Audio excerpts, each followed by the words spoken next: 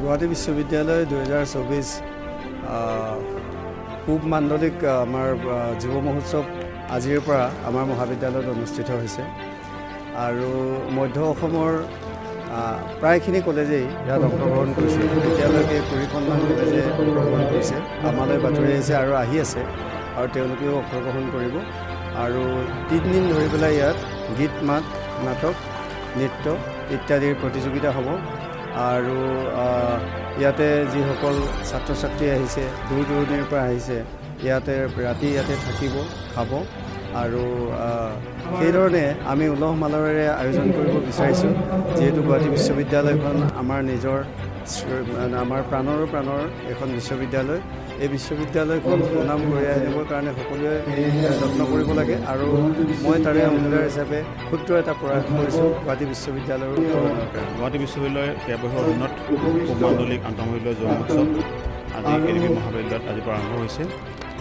পোনপ্ৰথমে এডিবি মহাবিদ্যালয়ৰ অধ্যক্ষ মহোদয়কে সকলো ধন্যবাদ জ্ঞাপন কৰিছোঁ যে ইমান এটা ডাঙৰ উৎসৱ ইয়াত অনুষ্ঠিত কৰিছে। ইয়াত মুঠ 33টা বিভাগত সংগীত নাটক কুইজ ডিবেটকে ধৰি পেলাই ফাইন আৰ্টছ সুকুমাৰ কলা বিভাগত অনুষ্ঠিত হ'ব। ইয়াতে যিসকল ছাত্ৰ ছাত্ৰী ইয়াতে যোগদান কৰিব তেওঁলোকে কেন্দ্ৰীয়ভাৱে অনুষ্ঠিত যুৱ মহোৎসৱত ভাগ লোৱাৰ সুবিধা পাব। গতিকে এটা খুব সুন্দৰ প্লেটফৰ্ম এটা তেওঁলোকে এই অনুষ্ঠানত যোগদান কৰি তেওঁলোকৰ নিজৰ যিখিনি প্ৰতিভা আছে সেই প্ৰতিভাখিনি সুপ্ত প্ৰতিভাখিনি বিকাশৰ এটা ধুনীয়া এটা উল্লেখযোগ্য প্লেটফৰ্ম।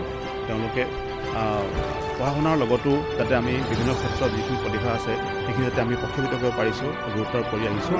গতিকে আমি সকলোৱে আহ্বান জনাইছোঁ যাতে ইয়াতে সকলোৱে যোগদান কৰি সকলো সাফল্যমণ্ডিত কৰিব আৰু নিজৰ প্ৰতিভাখিনি বিকাশ কৰিবলৈ সক্ষম হ'ব। মানে এইটো মহাগ্ৰাম বিকাশ মহাবিদ্যালয়ত অনুষ্ঠিত হৈছে আৰু তেখেতসকলক গোটেই আয়োজক মণ্ডলী আৰু অধ্যক্ষ মণ্ডলীয়ালক আমি কৃতজ্ঞতা জনাইছোঁ। গুৱাহাটী বিশ্ববিদ্যালয়ৰ ফালৰ পৰা 3দিনীয়া এটা কাৰ্যসূচী ইয়াৰ পৰা নিৰ্বাচিত হৈ বাচনযুক্ত হৈ ইয়াৰ পৰা আমাৰ বিশ্ববিদ্যালয়ত দেখিবলগীয়া যিটো কেন্দ্ৰীয় যুৱ মহোৎসৱ তাত তেওঁলোকে অংশগ্ৰহণ কৰিব। গতিকে খুব সুন্দৰকৈ অনুষ্ঠিত হ'ব বুলি আমি আশা কৰিছোঁ। 23টা অনুষ্ঠান